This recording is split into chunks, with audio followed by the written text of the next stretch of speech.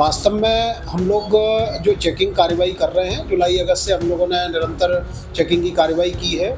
हमें कुछ वाहनों में ज़्यादा क्षमता से ज़्यादा बच्चे बैठे हुए मिले हैं। हम लोग जो है ऐसे जो भी बच्चे हैं जो दोपहिया वाहन से आ रहे हैं, मैं उनके अभिभावकों से ये अपील करना चाहूँगा कि चूँकि बच्चे लाइसेंस लेने के लिए पात्र नहीं है अभी, तो ऐसे बच्चों को वे दोपहिया वाहन उपलब्ध ना कराएं। कहाँ से लेके आ रहे हो बच्चों को? गुरैया ढाना। बच्चे आप लोग डेली इसी बस में आते हैं? विद्यार्थी कहीं ना कहीं स्कूल जाने आने को लेकर खतरे में दिखाई दे रहे हैं। जिन वाहनों से विद्यार्थी आवागमन करते हैं वे वाहन लचर हैं और उन वाहनों में विद्यार्थियों की संख्या निर्धारित संख्या से ज़्यादा है। कुल मिलाकर कहने की बात स्पष्ट है कि अभिभावक, प्रबंधन और प्रशासन के लिए क्वेश्चन मार्क है। हमारे साथ आरटीओ छिंदवाड़ा है। हम जानेंगे और समझेंगे कि sir, school van, school bus, school auto, हालात ये हैं कि क्षमता से दोगुने विद्यार्थी दिखाई पड़ रहे हैं। आप बतौर अधिकारी कैसा मानते? जैसा आपने ये विषय उठाया है, वास्तव में हम लोग जो चेकिंग कार्रवाई कर रहे हैं, जुलाई अगस्त से हम लोगों ने निरंतर चेकिंग की कार्रवाई की है।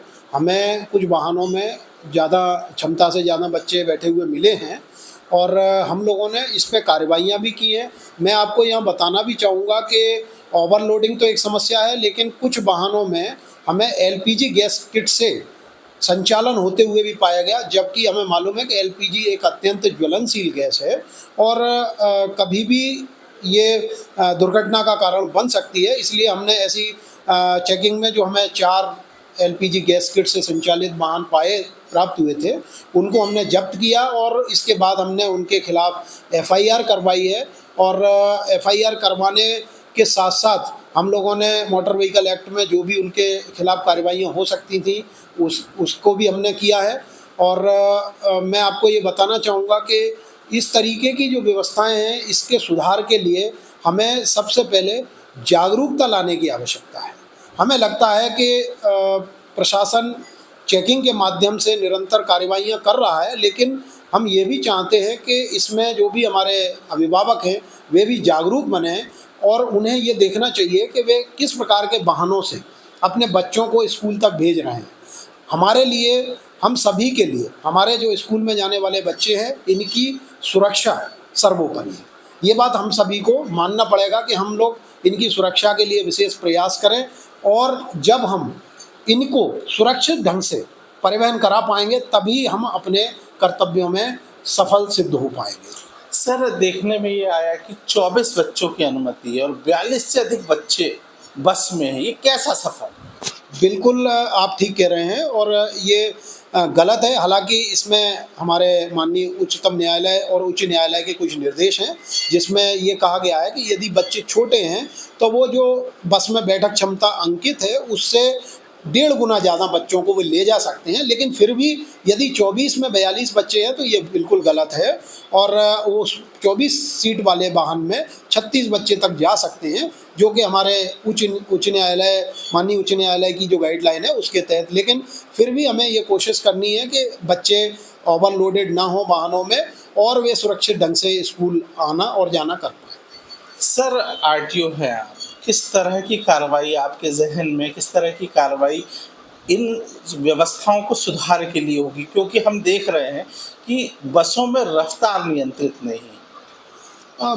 स्कूल बसों की जहाँ तक बात है, स्कूल बसों में स्पीड गवर्नर लगे हुए हैं और स्कूल बसें 60 से ज़्यादा नहीं चलती हैं और यदि कहीं किसी ने स्पीड गवर्नर के साथ कोई छेड़छाड़ की होगी तो वो एक अलग विषय है और हम लोग निरंतर चेकिंग में ये देखते हैं कि ऐसे वाहन रोड पे संचालित ना हो, कम से कम स्कूल के वाहन। तो इसके साथ साथ हम लोग इसमें शिक्षा विभाग को भी हम लोगों ने पत्र जारी किया है। शिक्षा विभाग से भी हमने अपेक्षाएं की हैं कि वो भी इसमें हमारा सहयोग करें, क्योंकि वर्ष 2019 में परिवहन आयुक्त कार्यालय से एक गाइडलाइन भी इसके बारे में जारी हुई है, जिसमें सभी को अपने अपने दायित्वों का प्रभावी ढंग से निर्वहन करने के लिए लिखा गया है, जिसमें शिक्षा विभाग भी है, स्कूल प्रबंधन भी है, इसके अलावा अभिभावक भी है। बिल्कुल गलत है और हम लोग निरंतर इसमें चेकिंग अभियान भी चलाए हुए हैं।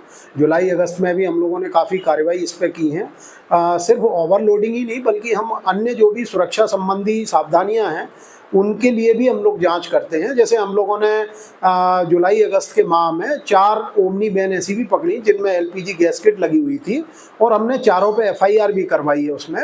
तो हम लोग बिल्कुल निश्चित तौर पे जो हमारे स्कूल के बच्चे हैं इनकी सुरक्षा के लिए हम लोग एकदम सतर्क हैं और हम लोग निरंतर इस पर कार्रवाई कर रहे हैं। जो भी मुद्दा IBC 24 ने उठाया है, हम लोग उसको पुनः संज्ञान में लेके हमने आज से ही प्रातःकाल से जांच कार्रवाई प्रारंभ कर दी है और आज हमने इसी तारतम्य में 3 वाहनों को जब्त भी किया है। सर, जिस तरह से प्रबंधन, अभिभावक और प्रशासन का ज्वाइंट जो एडवेंचर होना चाहिए जिसका लाभ बच्चों को मिले, इस दिशा में कोई है? बिल्कुल 2019 में इस संबंध में गाइडलाइन भी परिवहन आयुक्त कार्यालय से जारी हुई है, जिसमें स्कूल का जो प्रबंधन है उनकी भी जिम्मेदारी इसमें तय की गई है। इसके अलावा स्कूलों में पालक शिक्षक संघ भी बना हुआ है और पालक शिक्षक संघ को यह देखना चाहिए कि हमारे बच्चे किस तरीके से किन वाहनों में, क्या सुरक्षा के इन वाहनों में समस्त प्रकार के संसाधन हैं या नहीं, इन सब की जांच करने के भी पालक शिक्षक संघ को अधिकार हैं और ऐसे निर्देश भी दिए गए हैं।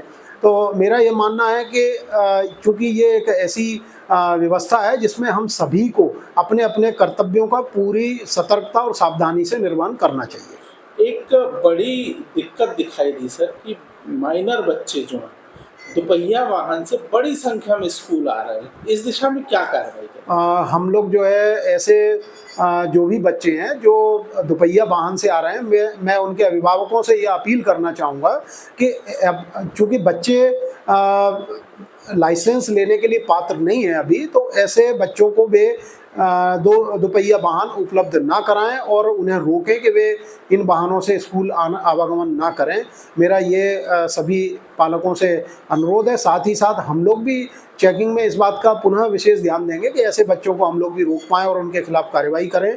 और स्कूल प्रबंधन से भी मैं ये कहना चाहूँगा कि वे लोग भी ऐसे बच्चों के बारे में संज्ञान लें और उन्हें वाहन चलाने से रोकें। RTO छिंदवाड़ा का कहना बड़ा साफ है कि प्रबंधन, अभिभावक और प्रशासन ज्वाइंट एडवेंचर के साथ काम करे तो नौनिहालों का खतरा टाला जा सकता है। प्रभावी ढंग से RTO छिंदवाड़ा कार्रवाई कर रहे हैं। अजय द्विवेदी, IBC 24 छिंदवाड़ा।